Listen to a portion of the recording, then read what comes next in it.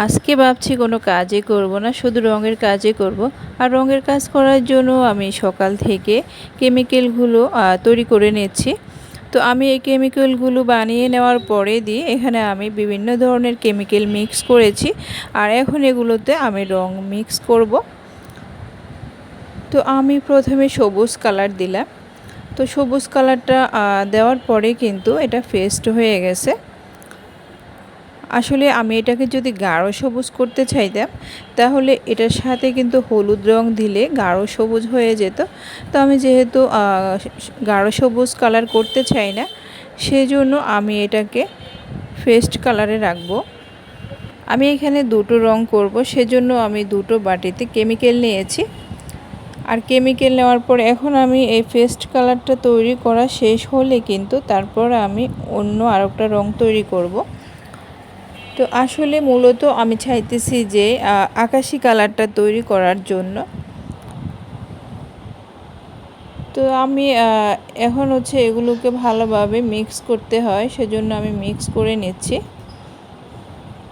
আর প্রথমে কিন্তু কালারটা মানে এতটা পাতলা ছিল, আমি একদম খোলার সাথে সাথে বেশি করে পড়ে গেছে। তো যাই হোক, আমি এখানে সবুজ কালারের সাথে একটু নেভি ব্লু অ্যাড করেছিলাম।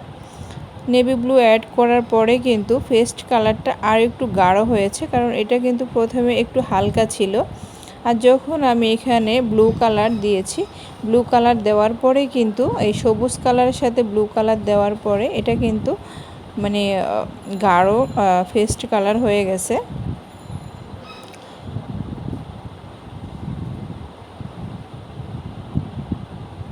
যদি আমি এখানে ব্লু কালার অ্যাড না করতাম তাহলে কিন্তু এটা হালকা কালার থাকতো। তো এখন কিন্তু কালারটা দেখতে ভালো লাগছে, যেহেতু একটু গাঢ় হয়েছে কালারটা। তো আমার কাছে মনে হচ্ছে যে এগুলো একটু ঘন হয়ে গেছে, সেজন্য আমি পাতলা করার জন্য আরও একটু কেমিক্যাল দিয়ে দিলাম। তারপরে আমি সেকেন্ড স্টেপে চলে আসলাম, যেটা হচ্ছে দ্বিতীয় রঙটা তৈরি করব। তো আমি এখানে আকাশি কালার তৈরি করব। তো প্রথমে কিন্তু আমি অল্প করে রং দিচ্ছি, আর অল্প করে রং দেওয়াতে কিন্তু হালকা আকাশি কালার চলে আসছে। আর সবসময় যে কোনো রঙের কাজ করতে গেলে কিন্তু অল্প অল্প করে দিতে হয়, কারণ হচ্ছে একসাথে বেশি করে দিলে কিন্তু অনেক সময় কালার অনেক গাঢ় হয়ে যায়। তো আস্তে আস্তে করে দিলে আসলে যে কালারটা আমরা চাইতেছি সেই কালারটা আস্তে আস্তে করে দিলে অবশ্যই পাওয়া যাবে। তো একসাথে দিয়ে দিলে কিন্তু কালারটা দেখা গেছে আমরা যে কালারটা চাইতেছি হয়তো বা সেটা না হয়ে অন্য কালার হয়ে যাবে।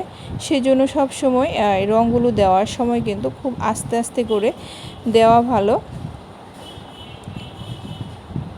তো আমি এখানে ব্লু কালারটা দেওয়ার পরে কিন্তু অল্প অল্প করে দিচ্ছি, কিন্তু এটা প্রথমে কিন্তু হালকা একটা আকাশি কালার হয়েছিল, পরে কিন্তু আবার একটু বেশি করে দেওয়াতে এখন কিন্তু গাঢ় আকাশি কালার হয়েছে। তো এইগুলো একটু মানে ঘন হয়ে গেছে। আর পাতলা করার জন্য যে কেমিক্যালগুলো দিতে হয় সেই কেমিক্যালগুলো দিয়ে কিন্তু আমি পাতলা করে নিচ্ছি। তো পুরোপুরি কিন্তু আমার দুটো রং এখন তৈরি হয়ে গেছে, একটা হচ্ছে আকাশি কালার আর একটা হচ্ছে ফেস্ট কালার, গাঢ় ফেস্ট কালার। আমি আসলে অনেক সময় রংটা কমে ছেনি, কারণ রংটা আমি বেশি একটা ছেনি না। তো যাই হোক, এখন কিন্তু আমি কাজ শুরু করে দিয়েছি। তো আমি জামার কিন্তু নিচের পাড়ে কিন্তু একটা ডাইস দিলাম, একদম প্লেন ডাইসটা বসালাম যাতে করে দেখতে ভালো লাগে। তারপরে হচ্ছে এখন আমি সবগুলো মানে আমি এখানে প্রায়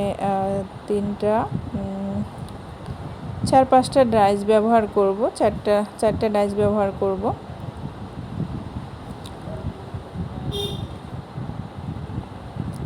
তো আসলে এই কাজগুলো করতে গেলে কিন্তু খুব আস্তে আস্তে করতে হয়, কারণ হচ্ছে এই যে আমার হাত থেকে কিন্তু কাপড়ের মধ্যে একটু রং লেগে গেছে।